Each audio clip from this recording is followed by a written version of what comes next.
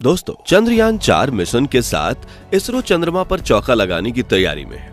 जी हाँ, चंद्रयान 3 की अपार सफलता के बाद इसरो ने चंद्रयान 4 मिशन के लिए एक ऐसा प्लान बनाया है जिसके बारे में जानकर चीन और अमेरिका के भी पैरों तले जमीन खिसक गई है, क्योंकि अंतरिक्ष में जाते ही चंद्रयान 4 एक ऐसा कारनामा करने वाला है जो दुनिया की किसी भी स्पेस एजेंसी के स्पेसक्राफ्ट ने आज तक नहीं किया। हालांकि हमारे इसरो चीफ एस सोमनाथ का कहना है कि इससे चंद्रयान 4 मिशन की रिस्क काफी बढ़ गई है और हमें काफी सावधानी से इसे पूरा करना होगा। लेकिन चंद्रयान 4 ऐसा तो क्या करने जा रहा है जो दुनिया की किसी भी स्पेस एजेंसी ने सपने में भी नहीं सोचा था, जानेंगे इस दिलचस्प वीडियो में। दोस्तों, चंद्रयान 4 मिशन को लेकर जो खबरें आ रही हैं, उसने दुनिया भर के वैज्ञानिकों के रातों की नींद उड़ा दी है। जी हाँ, इसरो चीफ एस सोमनाथ ने बताया कि चंद्रयान 4 का वजन काफी ज्यादा है, क्योंकि इसमें हमने कई एडवांस इक्विपमेंट लगाए हैं जो कि एक ही बार में चंद्रमा के सभी रहस्यों से पर्दा उठा देंगे। इसलिए हमारा सबसे पावरफुल रॉकेट भी इसे एक हिस्से को लॉन्च नहीं कर पाएगा। ऐसे में हम इस एयरक्राफ्ट को 2 अलग अलग हिस्सों में भेजना होगा। आसान शब्दों में इसरो के वैज्ञानिक चंद्रयान 4 के 2 अलग अलग हिस्सों को तैयार कर रहे हैं, जिन्हें एक ही समय पर 2 अलग अलग रॉकेट्स के जरिए पृथ्वी से अंतरिक्ष की तरफ लॉन्च किया जाएगा। इन रॉकेट्स के काम चंद्रयान 4 के इन दोनों हिस्सों को पृथ्वी की कक्षा में स्थापित करना होगा, जिसके बाद ये दोनों ही हिस्से चंद्रमा की तरफ अपने सफर पर निकल जाएंगे और चंद्रमा की तरफ जाते हुए रास्ते में ही चंद्रयान 4 के हिस्सों को अंतरिक्ष में जोड़ा जाएगा। यानी एक तरफ यात्रा हो रही होगी और दूसरी तरफ चंद्रयान 4 को एक दूसरे से जोड़ा जा रहा होगा। इस तरह हजारों किलोमीटर प्रति घंटे की रफ्तार से चलते हुए ये दोनों हिस्से एक दूसरे के पास आएंगे और ऑटोमेटिक प्रोसेस से इन दोनों के बीच में जॉइंट हुक्स लग जाएंगे, जिससे दोनों को मिलाकर एक स्पेसक्राफ्ट तैयार होगा। आपको बता दें कि जोड़ने की इस प्रक्रिया को डॉकिंग कहा जाता है। अब वैसे तो नासा के कई स्पेसक्राफ्ट अंतरिक्ष में पृथ्वी की ऑर्बिट में घूम रहे इंटरनेशनल स्पेस स्टेशन के पास पहुंचते हैं और उसके साथ इनकी डॉकिंग की जाती है, जिससे स्पेसक्राफ्ट में बैठे एस्ट्रोनॉट आईएसएस में जा सकते हैं और वहां रहकर अपने रिसर्च मिशन को पूरा करते हैं। लेकिन ये शायद पहली बार होगा जब किसी स्पेसक्राफ्ट के टुकड़े को लॉन्च करके अंतरिक्ष में असेंबल किया जाएगा, वो भी हजारों किलोमीटर प्रति घंटे की रफ्तार में। जी हाँ, ये कारनामा तो आज तक अमेरिका, चीन और रूस जैसे स्पेस सुपर पावर्स भी नहीं कर पाए हैं और इसरो इस महत्वाकांक्षी कदम को उठाकर एक नया रिकॉर्ड बनाने वाला है। इस इंटरव्यू में आगे इसरो चीफ एस सोमनाथ ने कहा कि चंद्रयान 4 की डॉकिंग प्रोसेस की सारी प्लानिंग पहले ही हो चुकी है। कौन सा हिस्सा कब लॉन्च होगा, उसे कैसे जोड़ा जाएगा और फिर से स्पेसक्राफ्ट किस तरह से चंद्रमा पर उतरेगा, इसको लेकर हर तैयारी हो चुकी है। हालांकि यह मिशन काफी चैलेंजिंग होने वाला है और हमें यह सुनिश्चित करने की जरूरत है कि इसमें एक छोटी सी गलती भी ना हो, क्योंकि डॉकिंग के वक्त अगर स्पीड या डायरेक्शन में थोड़ी सी भी गड़बड़ हुई तो चंद्रयान 4 के दोनों हिस्से एक दूसरे से टकराकर तबाह हो जाएंगे। अब आप में से कुछ लोग ये सोच सकते हैं कि फिर इसरो इनकी स्पीड को कम क्यों नहीं कर देती। तो आपको बता दें कि किसी भी स्पेसक्राफ्ट के पास इतना ईंधन नहीं होता कि वो अपने दम पर इंजन चलाते हुए अपनी मंजिल तक पहुंच सके। ऐसे में उसे रास्ते में आने वाले ग्रह और उपग्रह के गुरुत्वाकर्षण का सपोर्ट लेकर ही आगे पुश किया जाता है, जिससे इंजन ऑन करने की जरूरत ना पड़े। ऐसे में अगर चंद्रयान 4 की स्पीड कम हो गई तो फिर उसकी स्पीड बढ़ाने में यान का पूरा ईंधन खाली हो जाएगा और चांद पर लैंडिंग और टेक ऑफ के लिए भी फ्यूल नहीं बचेगा, जिससे मिशन फेल हो जाएगा।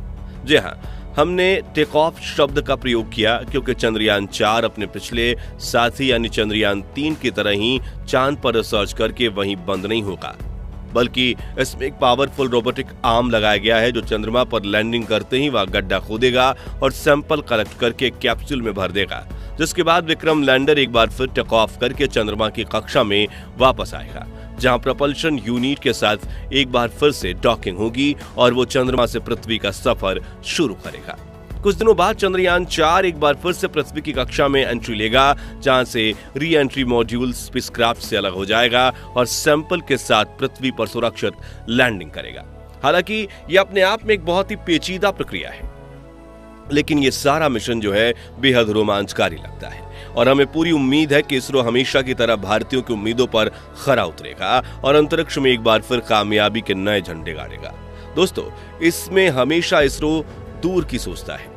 ये डॉकिंग प्रक्रिया बिना सिर्फ चंद्रयान 4 की सफलता के लिए जरूरी है, बल्कि इस पर इसरो के 4 बड़े फ्यूचर प्रोजेक्ट्स निर्भर हैं, जिसमें से सबसे पहला है इंटरनेशनल स्पेस स्टेशन। जी हां, अमेरिका के साथ 14 अन्य देशों ने मिलकर ISS बनाया है। उसमें हिस्सा लेने का ऑफर हाल ही में इसरो को भी मिला था।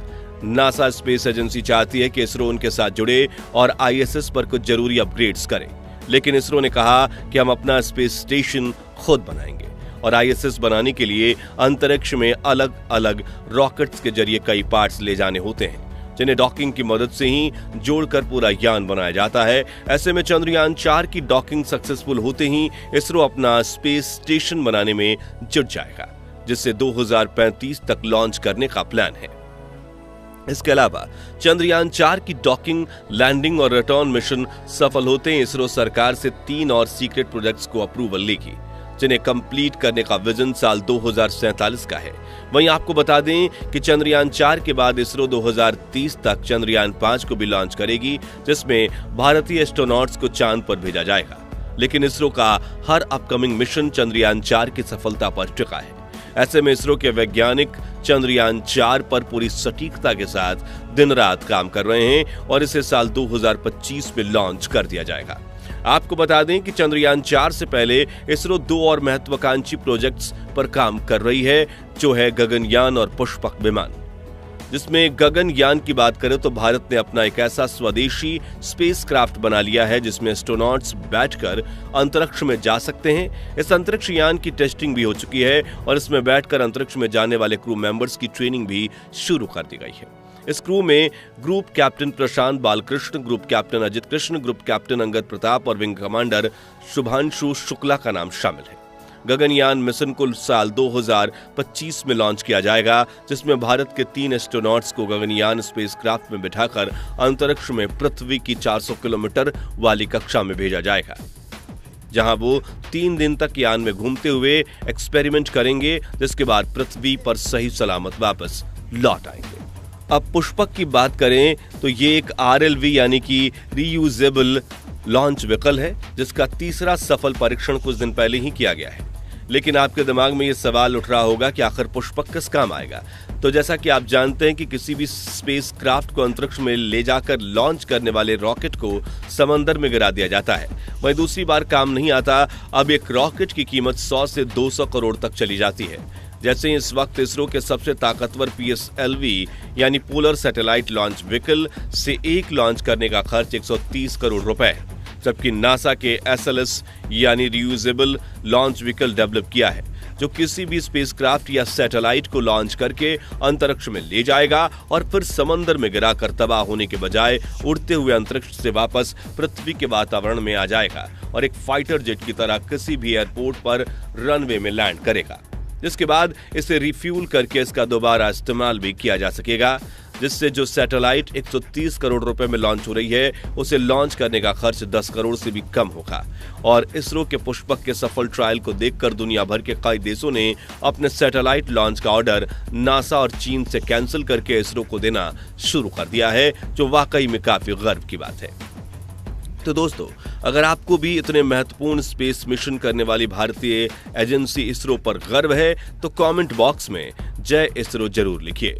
ये वीडियो पसंद आया हो तो इसे लाइक और शेयर जरूर कीजिए और अगर आप इस चैनल पर नए हैं तो जल्दी से सब्सक्राइब करके पास वाली घंटी जरूर बजा दीजिए, ताकि आपको हमारे नए वीडियो की नोटिफिकेशन सबसे पहले मिले। जय हिंद, जय भारत।